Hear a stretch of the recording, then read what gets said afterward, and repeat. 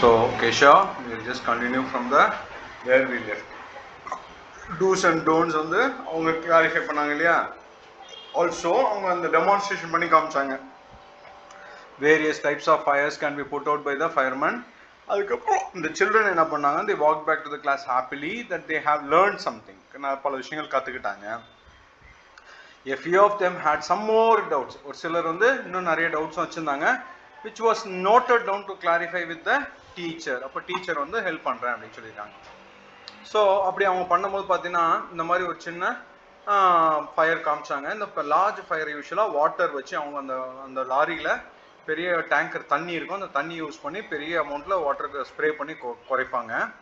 இது வந்து எக்ஸ்டிங்யூஷரில் கார்பன் டை ஆக்சைடு யூஸ் பண்ணுவாங்க. எப்போ அப்படின்னா எலக்ட்ரிக்கல் ஃப்ளேம்ஸ் எல்லாம் இருந்ததுன்னா they use carbon dioxide related things. Carbon dioxide extinguisher தான் யூஸ் பண்ணணும். புரிஞ்சிச்சா? அண்ட் இது இப்போல்லாம் மாடர்ன் டேஸில் மனுஷனால போக முடியாத இடத்துல இந்த போகிறதுக்காக ரோபோட்ஸும் now they are using it. Robots will spray, robots can move inside the house apartment and it also will help you out to put out the fire. சரியா? அப்புறம் என்ன சொல்கிறாங்க அப்படின்னா ஃபயர் எக்ஸ்டிங்யூஷர் பார்த்தீங்கன்னா நிறைய டைப்ஸ் இருக்குமா. பார்த்தீங்கன்னா இது வந்து வாட்டர் எக்ஸ்டிங்யூஷர், இது வாட்டர் வச்சு ஸ்ப்ரே பண்ணும். இது ஃபோம் எக்ஸ்டிங்யூஷர், ஃபோம் வரும். இது பார்த்தீங்கன்னா பவுடர் மாதிரி ஒரு ஒயிட் பவுடர் வந்து புட் ஆஃப் பண்ணும். இது carbon dioxide CO2 generate பண்ணி அந்த gas, carbon dioxide gas மூலமாக எக்ஸ்டிங்யூஷ் ஆகும்.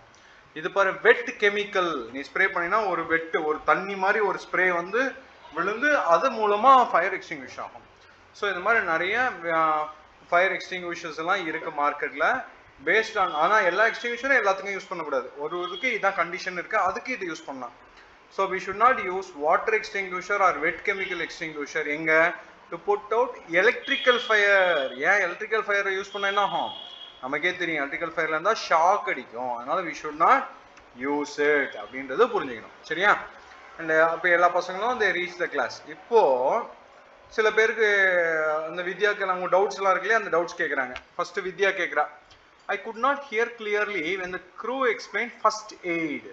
இதை கொஞ்சம் எக்ஸ்பிளைன் பண்ணுறீங்களா ஆச்சாரியா அப்படின்னு வித்யா கேட்குறா. ஃபர்ஸ்ட் எய்டுன்னு சொன்னாங்களே அது என்னது அப்படின்னு. ஆச்சாரியா என்ன சொல்கிறாங்க, ஒரு பர்சன் இன்ஜூர் ஆயிருக்காரு, அப்போது அவர் இமீடியட்டாக ஒரு ஹெல்ப் வேணும். அதுக்கப்புறம் மெடிக்கல் ஹெல்ப் வேணும். மெடிக்கல் ஹெல்ப்னா யார்? இந்த டாக்டர்ஸ் அந்த மாதிரி அவங்க இந்த சர்டிஃபைடு பீப்புள் பண்ணுறது பேர் தான் மெடிக்கல் ஹெல்ப். அப்போது இந்த இமீடியட் ஹெல்ப் இருக்கு இல்லையா, அது when we are giving to an injured person before the medical help arrives, அதுதான் ஃபர்ஸ்ட் எய்டுன்னு பேர், முதல் உதவி. சரி, ஒருத்தன் அடிபட்டிருக்கான், அவனுக்கு நீ ஹெல்ப் பண்ணுறேன்னா அதான் ஃபர்ஸ்ட் முதல் உதவி. அப்போ ஆக்சுவல் உதவி யாரு? அந்த டாக்டர் வந்து பண்ணுறது தான், அது மெடிக்கல் ஹெல்ப். சரியா? அப்படி புரிஞ்சுக்கணும். அப்போ ஃபர்ஸ்ட் எய்ட்னா அந்த immediate help given to the injured person before medical help arrives, அப்புறம் இட்ஸ் கால்ட் ஃபர்ஸ்ட் எய்ட். ரெண்டாவது, ஆக்சிடென்ட் வந்து can happen anywhere any time to any one. எங்கே வேணா எப்போ வேணா யாருக்கு வேணா நடக்கலாம். ஸோ அதை நம்ம முக்கியமாக தெரிஞ்சுக்கணும். அதுக்காக நம்ம என்ன பண்ணோம், we should always, it is important to have the first aid kit handy.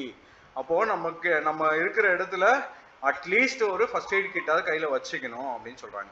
என்ன வித்யா கேட்குறா, நம்ம கிட்ட கூட இருக்கு ஃபர்ஸ்ட் எய்ட் கிளாஸ். இப்போ நம்ம ஸ்கூல்லலாம் இருக்கு. எங்கே இருக்கு?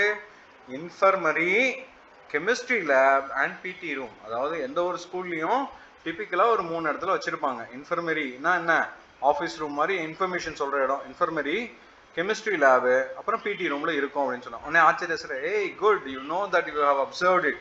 நம்மக்கிட்ட நம்ம ஸ்கூலில் 3 ஃபர்ஸ்ட் எய்ட் கிட் இருக்கு. Can you list the things that we need to have in each of them. இப்போ என்ன பியூட்டினா, ஒரு ஃபர்ஸ்ட் எய்ட் கிட்னு சொன்னால் அந்த கிட்டுக்குள்ளே என்ன இருக்கணும், what all the things we should have in it அப்படின்னு கேட்குறாங்க.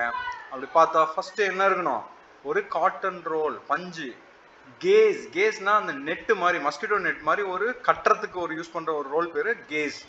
அப்புறம் ஒரு antiseptic cream, antiseptic antibiotic cream அப்படின்னு இந்த க்ரீம்ஸ் எல்லாம் நம்ம வச்சுருக்கணும். இதெல்லாம் மஸ்ட் அப்படின்னு பிரீதா சொல்கிறா. உடனே ஆச்சரியா சொல்கிறாரு, சரி கோ அண்ட் விசிட் த பிடி ரூம். ஒரு ஃபர்ஸ்ட் எய்ட் பாக்ஸ் இருக்கும், அதை ஓப்பன் பண்ணுங்க அண்ட் லிஸ்ட் த ஐட்டம்ஸ். அப்போ தான் அதுக்குள்ளே என்னென்ன இருக்குன்னு நமக்கு தெரியும் அப்படின்னு சொல்கிறாங்க. இப்படி ஆச்சரியா சொல்லும் போதே பாபுன்னு ஒருத்தன் வந்து, சார் எனக்கு ஒரு doubt, can we have tablets and medicine இந்த ஃபர்ஸ்ட் எய்ட் பாக்ஸ் அப்படின்னு கேட்குறான். புரியுதா? சரி, இது நல்ல கேள்வி. பிகாஸ் ஃபர்ஸ்ட் எய்ட் கிட்ல என்னென்ன இருக்குன்னு நமக்கு தெரியணும் இல்லையா. அப்போது அதுக்கு தான் ஆச்சாரியா சொல்கிறாங்க, ஜென்ரலி பொதுவாக we do not administer any medicines for first aid. First aid கிட்ல பொதுவாக மெடிசின்ஸ் எல்லாம் வச்சிருக்க மாட்டாங்க. அண்டு யாராவது அடிபட்டாலும் எடுத்த உடனே மாத்திரை மருந்து கொடுக்க மாட்டாங்க. ஏன்? Because the medicines has to be given only prescribed by the doctors. அப்போ டாக்டர்ன்றவங்க தான் அந்த ஹெல்த் கண்டிஷனை டயக்னைஸ் பண்ணி கொடுப்பாங்க. அதுதான் பேர் தான் மெடிசன். அது நாம மாட்டுக்கு சும்மா ஒருத்தனுக்கு அடிபடிச்ச உடனே ஒரு மருந்து எடுத்து கொடுத்தோம்னா பெரிய டேஞ்சர் ஆகிடும். So even if a person is injured, அவருக்கு ஏற்கனவே மாத்திரை சாப்பிட்றவரா இருந்தா அவர் என்ன பண்ணணும்னா, இந்த மாதிரி என்னோட மெடிக்கல் கண்டிஷன் எனக்கு தெரியும், என் உடம்பை பற்றி நான் இந்த மாத்திரை தான் எடுத்துட்டு இருப்பேன், இஃப் பாசிபிள் எனக்கு அந்த மாத்திரை கொடுத்தீங்கன்னா நல்லா இருக்கும்னு நம்ம அப்படி சொன்னாலும் அதை ஃபர்ஸ்ட் எய்டு ப்ரொவைடர் கிட்ட கேட்டுட்டு அதை கொடுக்கணும். We should arrange and then give it. புரியுது அவனுக்கு?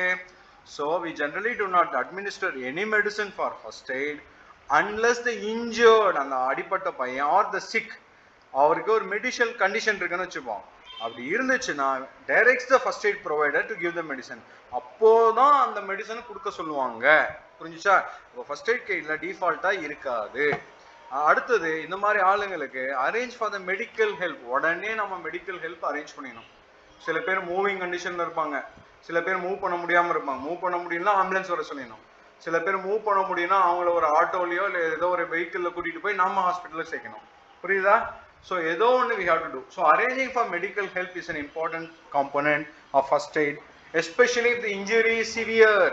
அடி காயம் ரொம்ப பலமா அப்படி இருந்ததுன்னா டெஃபினட்டா the patient is extremely sick இருந்தாலும் நம்ம மெடிக்கல் ஹெல்ப்க்கு அரேஞ்ச் பண்ணணும் அப்படின்னு ஆச்சாரியா சொல்றாரு. ஓகேவா? அப்போ உடனே ஒருத்தன் கேட்கறான், do we have any procedure to follow? I have seen our teachers follow different ways in different occasion to provide first aid. நான் வந்து நம்ம டீச்சர்ஸே பார்த்தோன்னா ஏதோ ஒரே மாதிரி கொடுக்க மாட்டுறாங்க. ஒரு சிலருக்கு வந்து இது ஐஸ் கட்டி வைக்கிறாங்க, ஒரு சிலருக்கு பேண்டேஜ் போடுறாங்க, ஒரு சிலர் மூவ் பண்ணக்கூடாது சொல்றாங்க. அப்போ they handle different ways for different occasions அப்படின்னு சொல்லி கேட்குறாங்க. உடனே ஆச்சாரிய சொல்றாங்க, எஸ் கரெக்ட், நீ நல்லா அப்சர்வ் பண்ணியிருக்க. Many a time you would have seen your friend fall down while playing and bleed on the knee or elbow. எந்த ஒரு குழந்தையும் கீழே விழுந்துச்சுன்னா முதல்ல அடிப்படுறது கை, முட்டி, எல்போவும், காலில் நீயும் தான். அதை மாதிரி பார்த்துருப்ப அப்படின்னு சொல்லுவாங்க. அவனே yes Acharya, in such a cases the teacher instructs us to wash the wound thoroughly with clean water and apply antiseptic cream and advises us to rest for a while.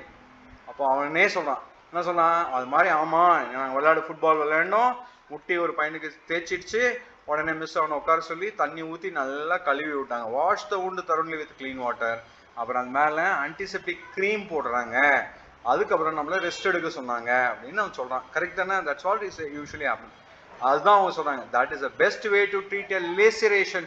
லேசரேஷன் என்னப்பா, அந்த சீராய்ப்பு மாதிரி இருக்கும்ல, அதுதான் லேசரேஷன். அப்போ அந்த மாதிரி இருந்துச்சுன்னா இந்த லேசரேஷனுக்குலாம் இதான் பெஸ்ட் மருந்து.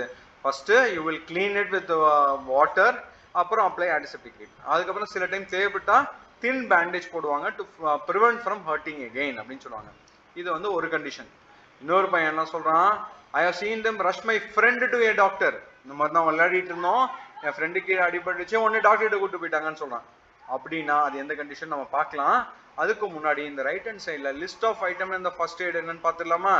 அப்போ அந்த ஃபர்ஸ்ட் எய்ட் கிட்ல முதல்ல என்ன இருக்கணும், இந்த கேஸ் ரோல் இருக்கணும், பேட்ஸ் இருக்கணும், அப்புறம் இன்ஸ்டன்ட் கோல்டு பேக், சீக்கிரம் குழு ஐஸ் கட்டி மாதிரி அந்த உரைய வைக்கிறது, அது பிளட்டை வந்து கொஞ்சம் ஸ்மூத் பண்ணும். அடுத்தது க்ரீப் பேண்டேஜஸ், அப்புறம் ஆன்டிசெப்டிக் வைப்ஸ், மூஞ்சில் வெட்டு டவல் மாதிரி இருக்கும், antiseptic wipes, scissors, tweezers, gloves, thermometer, safety pin, first aid book, manual, antiseptic ointment, cotton roll. இந்த 12 ஐட்டம் தான் அவங்களுடைய ஃபர்ஸ்ட் எய்ட் பாக்ஸில் இருந்துச்சுன்றாங்க. இந்த பிக்சரில் பார்க்கலாம் பாரு, இதுதான் சிஸ்ஸர், இதுதான் ட்வீசர், இதெல்லாம் அந்த பேண்டு, இது காட்டன் ரோலு, இதுதான் cases, ointments, antiseptic creams, Odomos பாரு அதெல்லாம் கூட வச்சுருக்கேன். ஸோ இதான் வெட் வைப்ஸு, இங்கே டார்ச் லைட்டு, இதெல்லாம் இருக்கும் அப்படின்றது தான் அது. சரியா? சரி, ஓகே. இப்போ நம்ம will come to this condition. One of the friend was rush my friend doctor இருந்துச்சு. அப்போ ஏன் அப்படின்னு கேட்குறான். அதுக்கு வந்து ஆச்சாரியா சொல்கிறாரு, yes if the wound is deep, நம்மக்கிட்ட அந்த காயம் வந்து கொஞ்சம் ஆழமாக போச்சு அப்படின்னா, wound is deep and bleeding does not stop. அப்போ எனக்கு அந்த ப்ளீடிங் வந்து நிற்கவே இல்லை, bleeding does not stop after washing and applying the pressure over the bleeding area. அவங்க என்ன பண்ணுறாங்க, வாஷ் பண்ணுறாங்க, வாஷ் பண்ணி ரத்தம் நிற்கல, கையால் அழுத்தி பார்க்குறாங்க, அப்போவும் ரத்தம் நிற்கல, அப்போ அந்த பர்சனுக்கு ரொம்ப ஆழமாக காயம் ஏற்பட்டிருக்கு. So the person need to be shifted to the medical care. அவங்க எங்கே கூட்டு போகணும், ஒரு மெடிக்கல் கேர் கூட்டு போகணும்னு சொல்லிட்டு அந்த மாதிரி ஒரு இம்பார்ட்டன்ட் கண்டிஷனில் தான் they take the person to the doctor அப்படின்னு சொல்கிறாங்க. சரியா? சரி, we will just stop here. We will continue in the third part. Okay, bye.